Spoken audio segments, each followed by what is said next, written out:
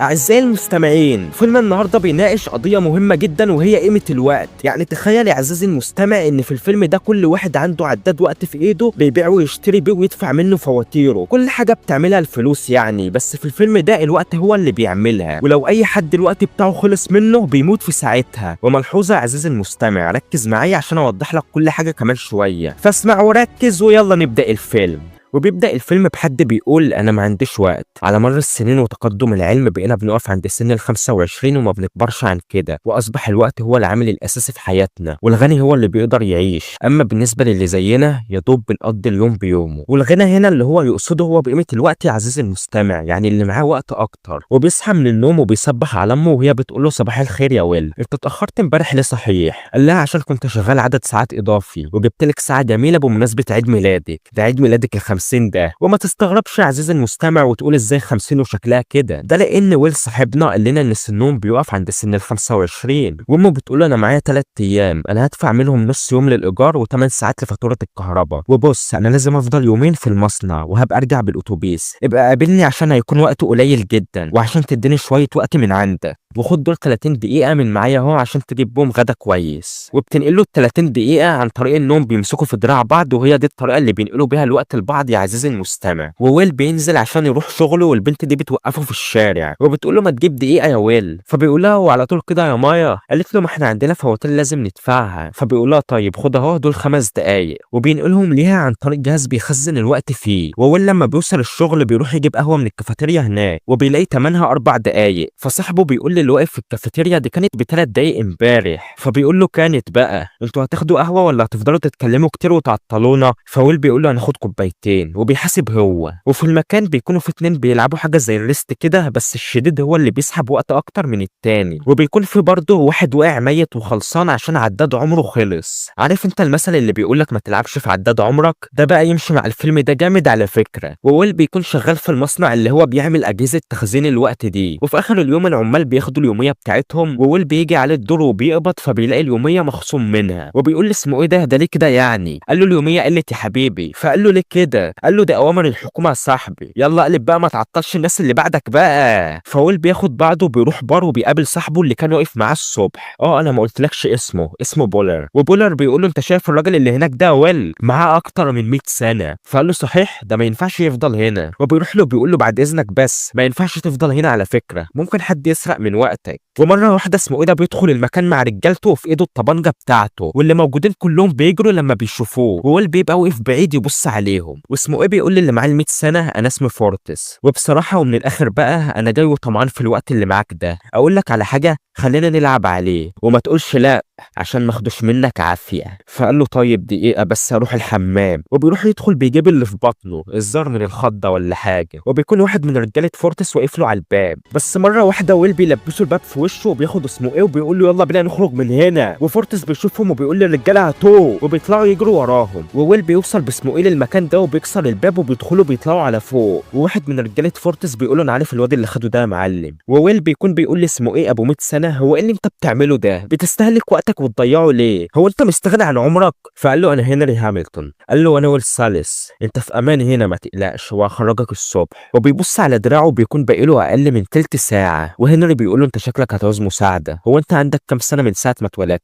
قال له 28. فقال له انا 150 وبصراحه انا قضيت وعايز اخلص، وبعدين انا اللي زيي في ناس كتير بتطاردهم عشان يخلصوا عليهم ويسرقوا وقتهم، لان الاسعار عماله بتزيد وقت عشان اللي زيكم يا ويل ما يعرفش يعيش. اسعار المعيشه الاكل والشرب والضرايب كلها بتزيد وقت عشان ما تعرفوش تعيشوا يا ويل. فانا اسالك سؤال، انت لو معاك وقت زي اللي معايا ده هتعمل ايه بيه؟ قال له بصراحه هبطل ان ابص على دراعي كل شويه من خوفي ان وقتي يخلص، وهتاكد كمان ان احافظ عليه وما ضيعوش. وبيناموا في مكانهم لحد الصبح، وهنري بيكون صحي قبل ويل وبيبدا ينقله الوقت اللي معاه كله ما عدا 5 دقايق بس بيسيبهم في عداد عمره. وويل لما بيصحى بيبص في العداد بتاعه بيلاقي معاه اكتر من 100 سنه، وبيقوم بيبص من الشباك بيلاقي هنري قاعد على الكوبري ده، وبيكون خلاص ثواني ووقته يخلص و3 2 1 وبيقع من فوق الكوبري في الميه، وويل لما بيوصل بيكون خلاص كده، بس الكاميرا اللي في المكان دي بتكون شهدت على اللي حصل. وبعدها ويل بيروح لصاحبه بولر، ومراته بتكون شايله بنتهم اللي الوقت في دراعها لسه ما اشتغلش. ليه بقى يا عزيزي المستمع؟ لان في الفيلم ده الشخص اللي بيتولد بيعيش حياه طبيعيه جدا لحد سن ال 25، واول لما بيوصل لل 25 بيقف سنه على كده، وعداد الوقت اللي في ايده بيشتغل وبيكون في سنه واحده. والمفروض بقى انه يبتدي يشتغل عشان يكسب وقت ويتعامل بيه زي الفلوس ويحافظ عليه عشان ما يخلصش منه. وويل بيوري لصاحبه بورل الوقت اللي معاه، فبيقول له انت جبت الوقت ده كله منين؟ قال له من الراجل اللي انت قلت لي عنه انه معاه 100 سنه. قال له بس ما فيش حد هيدي لحد تاني 100 سنه يا ويل. فقال له زي ما بقول لك كده، دي الحقيقه. قال له بس لو حد عارف انك معاك الوقت ده ممكن يسرقه منك ويخلص عليك. فقال له عارف، هو احنا بقالنا قد ايه صحاب؟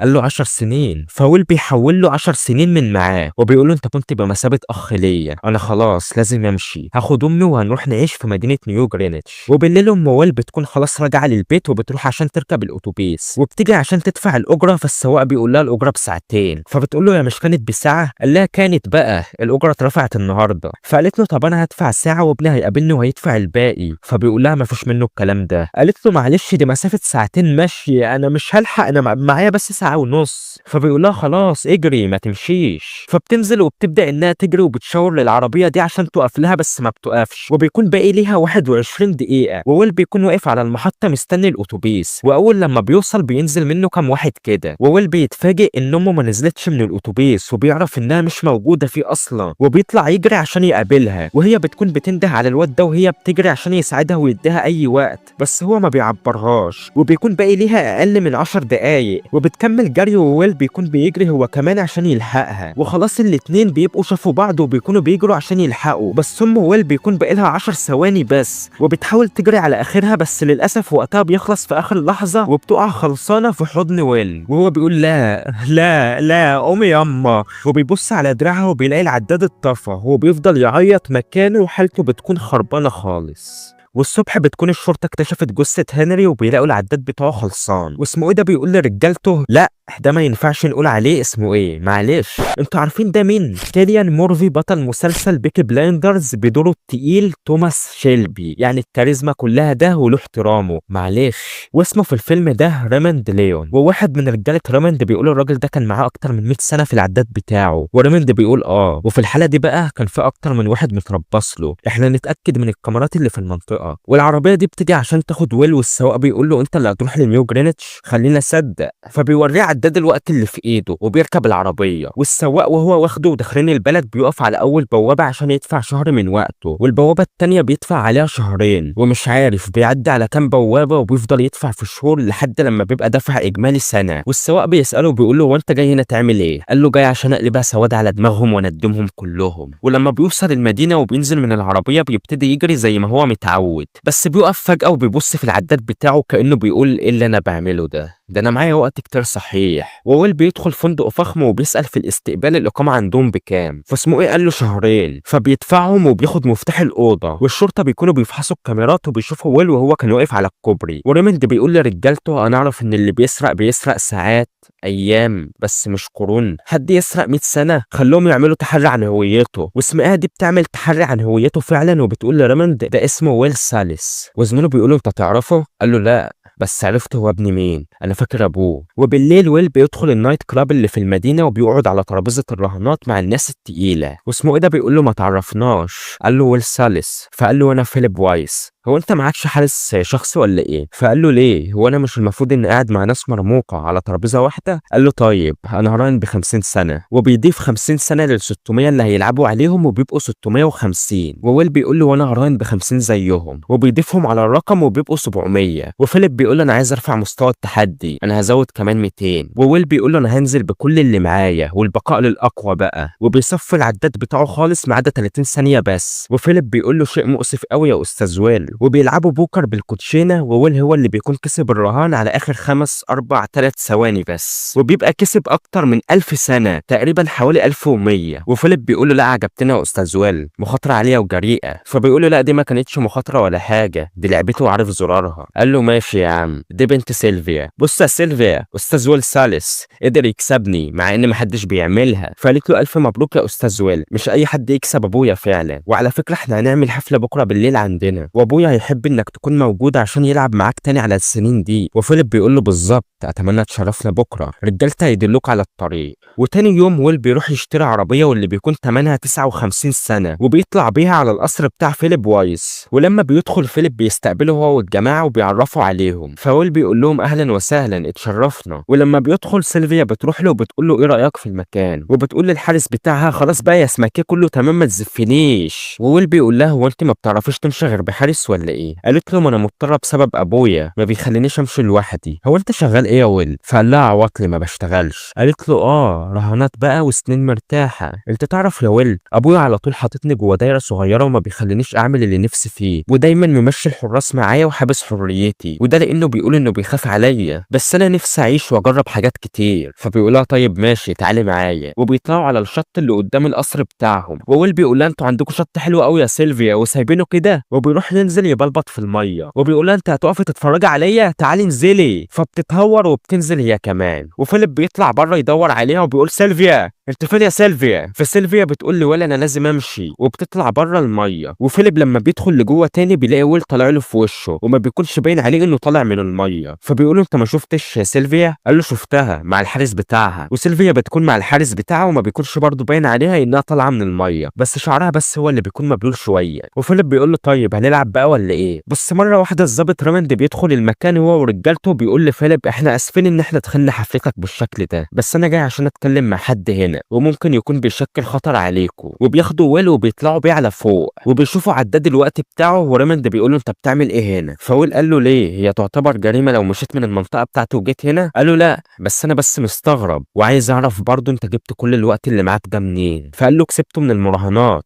قال له كله؟ فقال له لا في راجل اسمه هنري هامilton اداني 100 سنه لانه قال انه خلاص ما عادش عايزهم وعايز يخلص وهو اللي عمل كده بنفسه. فقال له انت متوقع ان اصدق الكلام ده؟ قال له لا مش متوقع بس هي دي الحقيقه عشان انا مش حرامي. فقال له بص انا شايف ان الوقت اللي معاك ده انت ما تستاهلوش وعشان كده احنا هنتحفظ عليه. وبيسحبوه منه عن طريق الجهاز اللي بيخزن الوقت وبيسيبوا له بس ساعتين. وويل بيقول لريموند هو انت ليه ما افترضتش ان هو اللي خلص على نفسه بنفسه؟ ليه عايز تلبسها فيا وخلاص؟ فبيقول له بص يالا انا بعمل اللي على كيفي. وبعدين نفس الكلام ده انا سمعته من حد قبل كده مات يجي من 20 سنه كان ابوك، وعشان كده انا هوجب معاك قوي. فويل بيقوم سحب السلاح من واحد من الرجاله وبيخبطهم هما الاثنين وبينزل جري على السلالم واللي بيقابله في وشه بيخبطه وبيمسك سيلفيا وبيرفع عليها السلاح وبيطلع بيها على بره وبيقول لي اسمه ايه ده نزل سلاحك يالا وبيخبطه في وشه. وبيركب سيلفيا العربيه بتاعته وبيتحرك بيها. وريموند بيطلع يجري وراه بالعربيه على الطريق وبيلبس في ظهره من ورا بيخلي عربيته تلف. فويل بيقف وبيبدا انه يسوق لورا وبيعدي من وسط العربيات ولا كانه في لعبه. وريموند بيكون وراه لحد لما العربيه دي بتطلع فويل بيتفاداها وريموند بيلبس فيها بجنب عربيته من ورا وبيوقف. وويل بيهرب منه وبيقف في جنبه وبيشوف العداد اللي في دراعه وبيلاقي باقي له ساعه و10 دقايق. فبيقول لسيلفيا اديني شويه وقت. قالت له ليه؟ عشان تخلص عليا زي ما عملت مع هنري هامilton؟ فبيقول لها انت مصدقه عليا الكلام ده؟ طب اديني ساعه واحده بس. قالت له ولا ثانيه، انا المفروض كنت اسمع كلام ابويا، رجعني للبيت.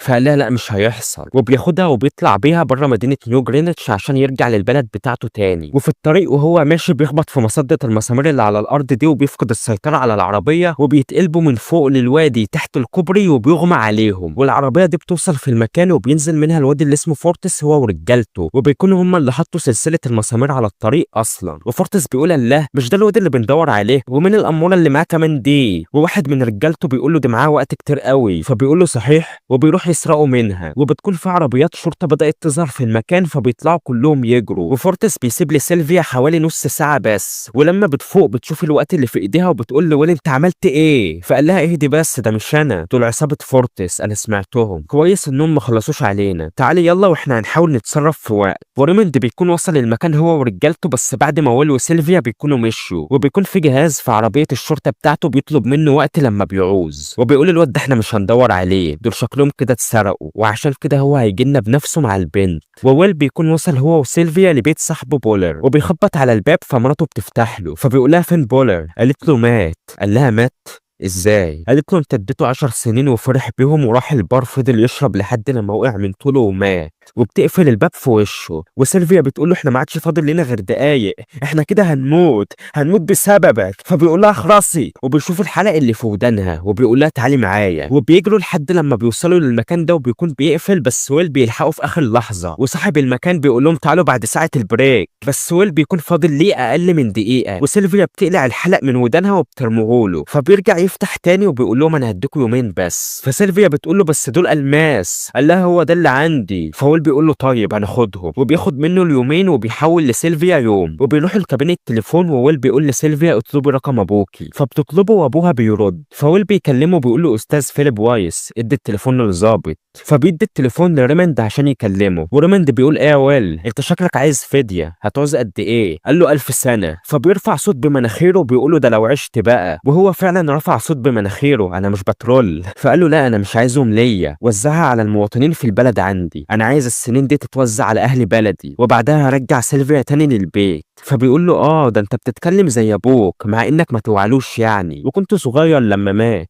بلاش تعمل زي ابوك يا ويل عشان ما تموتش زيه. فويل بيقفل السكه في وشه، بس رجاله ريموند بيحددوا مكانه من المكالمه. وريموند بيقول لفيليب ده هو عايز يوزع 1000 سنه. وويل بيكون رجع للبيت وسيلفيا بتلبس من هدوم امه وبتساله ابوك وامك فين. قال لها امي وقتها خلص وماتت على اخر لحظه قبل ما الحقها، وابويا مات وانا صغير. وبيبدا يحكي لها عن ابوه انه كان بيلعب اللعبه اللي قلت لك عليها دي يا عزيزي المستمع، اللي هي زي الريست، بس الاقوى هو اللي كان بيسحب وقت اكتر من التاني. وبيقول لها انه لما كان بيلعب مع خصمه بيعشمه انه هيكسب وبيسيبه يسحب منه وقته لحد اخر ثواني معاه، والخصم بالطريقه دي بيحس نفسه انه خلاص كده هينتصر وبيبقى خد راحته خالص. بس على اخر ثواني بس ابويا بيقوم قالب الترابيزه عليه وبيسحب منه وقته كله وبيكسب هو. فقالت له طب وهو مات لما كان بيلعب مع خصم؟ قال لها لا هم قتلوه عشان ما رضاش يدوهم اللي هم عايزينه. فقالت له انت عندك كام سنه من بعد ال 25؟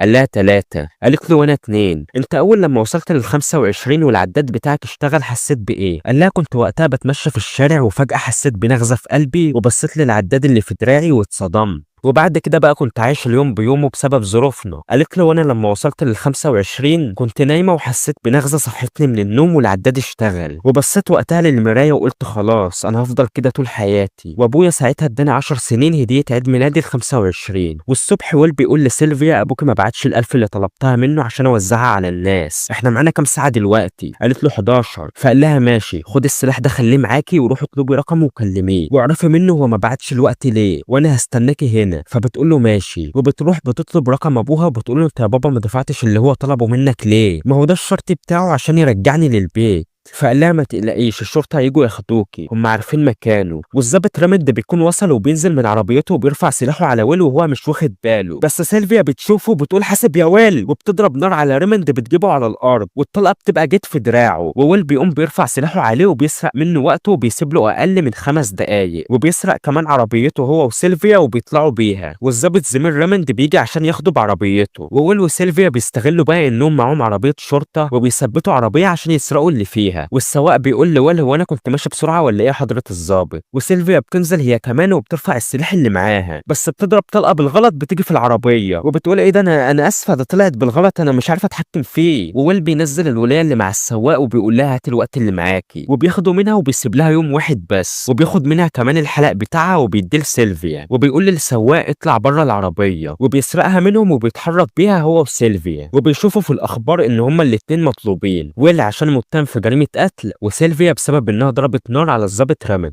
وريموند بيكون راح لفيليب وفيليب بيقول له ايه يا حضره الظابط انا ما توقعتش انك تيجي من بعد الطلقه اللي خدتها دي، هو انتوا مش عارفين تجيبوا البنت ولا ايه؟ فقال له شكلك كده انت اللي مش عايزها تيجي، ما انت ما دفعتش الفديه. قال له وادفع ليه؟ هو انا مش المفروض اني معتمد على ظابط زيك؟ وما تقلقش يعني انا ما بدفعش قليل للشرطه وهكون كريم معاك قوي. فقال له بص انا كتبت بلاغ في بنتك عشان اقبض عليها، ومن الاخر بقى انت لو حاولت تتواصل معاها وتساعدها باي شكل بحيث ان انا ما اقدرش اوصل لها هجيلك وهقبض عليك. فقال له انت عايز كام سنه يا حضره الظابط؟ قال له ما يكفينيش ولا هيكفيني حتى كل اللي عندك، يلا. تصبح على خير. والصبح ويل وسيلفيا بيدخلوا بالعربيه دي في واحد من بنوك الوقت عشان يسرقوه، وبينزلوا الخزنه بيسرقوا الاجهزه اللي الوقت متخزن فيها وبيعبوها في شنط، وبيقولوا للناس ادخلوا خدوا اللي انتوا عايزينه من الخزنه، خدوا شهور سنين ما تشغلوش بالكم بحد. والناس بتاخد اللي فيه النصيب من الوقت وبترمي الاجهزه في الشارع. وويل بيبتدي يوزع وقت على الناس اللي يعرفهم وبيدي للجمعيه اللي بتوزع الوقت على الناس في المدينه. والواد اللي اسمه فورتس بيروح عشان يسرق وقت الواد ده لانه معاه وقت كتير، وده لان الواد فورتس ده بلطجي وشغال حرامي وقت طبعا. بس الواد بيرفع عليه سلاح وبيقول له ارجع بدل ما افضيه في دماغك. ففورتس بيركب عربيته تاني وبيتحرك هو والرجاله، بس بيرجعوا تاني بظهر العربيه وفورتس بيطلع من الشباك وبيضربه بالنار بيجيبه على الارض، وبينزل عشان يسرق وقته بس بيلاقي العداد بتاعه اتطفى ومات. وفيليب بيكون بيشوف الاخبار ان بنته بتسرق البنوك مع ويل، وبيقول انا اديتها كل حاجه وفي الاخر عايزه تقتلني. فمراته بتقول له انت ما بتديهاش كل حاجه يا فيليب، انت في الحقيقه كنت بتخنقها وكاتم على نفسها. وبالليل ويل وسيلفيا بيكونوا بيلعبوا كوتشينه والظابط رامند ورجالته بيكونوا وصلوا المكان وواقفين بره، وويل لما بيبص من الشباك بيشوفهم طالعين له، فبيقوم كسر الشباك وبينط هو وسيلفيا على العربيه دي وبيطلعوا يجروا في الشارع، ورامند بيكون وراهم وبيطلعوا يجروا على السطوح وهو برضه بيطلع وراهم، والاتنين بيضربوا على بعض نار بيهوشوا لبعض، وبينزلوا من على السطوح وبيروحوا يركبوا الباص ده. بس السواق بيقول لهم مش انتوا اللي الحكومه طالباكوا؟ فويل بيرفع له دراعه وبيقول له خد اللي انت عايزه، فبياخد اللي هو عايزه وبيتحرك، وريموند ما بيعرفش يلحقهم. والصبح ويل وسيلفيا بيدخلوا فندق وبيقولوا لموظفه الاستقبال احنا بصراحه كده هنأجر الاوض كلها عشان احنا دماغنا بتوجعنا وما بنحبش الدوشه. فبتقول لهم ماشي اللي تشوفوه، واسمه ايه ده بيدخل عشان يأجر له اوضه وبيكون شايف ويل وسيلفيا، بس موظفه الاستقبال بتقول له معلش الاوض كلها محجوزه، فبياخد بعضه وبيطلع بره. وبالليل فورتس بيثبت العيال دول هو ورجالته، بيقول لهم انتوا عارفين انا بدور على مين؟ بدور على الواد اللي بيسرق البنوك وبيوزع الوقت عليكم، قولوا لي بقى هو فين بدل ما افرغ وقتكم كلكم واحد واحد. خلينا نبتدي بيك انت الاول يا اسمك ايه؟ سمعني. ايه مش هتقول؟ خلاص صحوبيه اسحب الوقت بتاعه، وصاحبه بيروح يسحب منه الوقت بتاعه بيصفه له خالص لحد لما الواد بيطب على الارض ساكت. وفورتس بيقول مين اللي هنصفي له وقته تاني؟ فالواد اللي كان شافهم في الفندق بيقول انا عارف مكانهم، فقال له طب دلنا. وويل وسيلفيا وهم قاعدين فجاه مشطوب الاسم صاحب فورتس بيقوم كسر الباب وبيمسك ويل بيثبته، وفورتس بيقول لهم معلش قلت راحتكم بس شغل البلطجه طبعا بقى زي ما انتوا عارفين، خلينا يا ويل نلعب على الوقت اللي معاك، هنلعب لحد لما العداد يفضي خالص. فقال له طب وايه لازمتها؟ انا لو خسرت هموت ولو كسبت رجالتك هيقتلوني. قال له لو ما لعبتش هخلص عليك انا. فويل بيبتدي انه يلعب معاه وبيسيبه يسحب في وقته زي ما كان بيحكي، وبيقول ان ابوه بيعمل كده وبيخليه وهو بيسحب وقته على اخر ثواني بس بيقوم قلب عليه وبيسحب الوقت منه هو، وعلى اخر 10 ثواني بس مع فورتس ويل بيسحب سلاح من رجل البنطلون وبيخلص على الرجاله اللي واقفين معاه، وبيسيب فورتس يموت من نفسه لما الوقت بتاعه بيخلص، وبياخد سيلفيا وبيطلعوا على السطح وبيقول لها الناس دول مستمرين في انهم يرفعوا تكليف المعيشه عشان ما حدش يعرف يعيش، الناس كل يوم يلاقوا الاسعار زادت عن اليوم اللي قبله وهيجيبوا منين؟ فبيضطروا يموتوا. انتوا اللي زيكم مش حاسس بكده يا سيلفيا؟ انا صعبان عليا اهل بلدي والناس اللي انا عايش وسطهم. فقالت له ايه اللي ممكن يكفيهم؟ قال لها 1,000,000 سنه، تقدروا تدبروا 1,000,000 سنه؟ فقالت له وماله. والصبح بتدخل المقر بتاع ابوها وبيكون في ايدها سلاح، فالحراس بيرفعوا اسلحتهم عليها وهي بتقول لهم انا سيلفيا وايس وانا هسلم نفسي بس لابويا بس. فابوها بيطلع من وسطهم بس ويل بيطلع من وراه وبيثبته بالسلاح وبيقول كله ينزل اسلحته، وفيليب بيقول لهم نزلوها يا جماعه، وبيطلعوا على المكتب بتاعه وويل بيقول له قول رقم الخزنه، فسيلفيا هي اللي بتقوله له عشان بتبقى عارفاه، وويل بيفتحها وبيكون فيها جهاز وقت فيه 1,000,000 سنه، وفيليب بيقول لهم انتوا مش فاهمين حاجه، ما ينفعش توزعوها على الناس، انتوا كده هتبوظوا النظام. فسيلفيا بتقول له النظام بتاعك انت والناس المستثمرين اللي زيك بتكسبوا من قروض الوقت وفوائدها وبتتحكموا في السوق، والمواطن الغلبان ما بيكونش قدامه غير الموت عشان حضراتكم تعيشوا اطول فتره ممكنه. فبيقول لها ما هي دي الحقيقه، عشان نعيش اطول فتره ممكنه لازم ناس كتير تموت. فويل بيتضايق من كلامه وبيرفع سلاحه عليه وبيقول له انت اللي زيك ما يستاهلش يعيش اصلا، وبيطلعوا بره وبيحبسوه جوه مكتبه، والظابط رامند بيعرف اللي فيها وان فيليب اتسرق، فبيقول الواد ويل ابن لازم اجيبه، وبيطلع بالعربيه بتاعته، وفي الطريق بيشوفهم وبيكونوا طالعين من نيو جرينتش، ورامند بيتكلم المركز وبيقول لهم اضربوا عليهم نار على طول لما تشوفوهم ويقفلوا حدود المدينه بسرعه. فالشرطه بيعملوا ليهم كمين على المطلع بتاع المدينه وبيضربوا عليهم نار اول لما بيشوفوهم، بس العربيه بتكون ضد الرصاص، وويل بيقوم داخل في المكان بتاع الكارته بيكسره وبيطلع من الناحيه الثانيه وبيبقى داخل المدينه بتاعته، بس الظابط رامند بيقوم خبط العربيه بتاعته من الجنب بيوقفه، وويل بينزل وبيدي الجهاز اللي فيه 1,000,000 سنه للبنت اللي اسمها اسمها مايا وبيقول لها وديه للجمعيه عشان توزعوه، وريموند بينزل من عربيته وبيرفع عليه السلاح، بس الجمعيه بتكون فتحت والناس بتجري عشان تروح تاخد وقت، وريموند بيعطل في الزحمه، وسيلفيا وويل بيطلعوا يجروا وهو بيطلع يجري وراهم، وبياخد عربيه ظابط زميله وبيطلع بيها، بس بيوصل لمكان مقفول وبيوقف العربيه وبينزل يكمل جري لحد لما بيطلع لهم في وشهم. فويل بيقول انت ضيعت وقت كتير على فكره يا حضره الظابط وانت مش واخد بالك. فريموند بيبص في العداد بتاعه بيلاقي باقي له 5 ثواني بس، ومن الصدمه ما بيعرفش ينطق بحاجه وبيطب ساكت على الارض.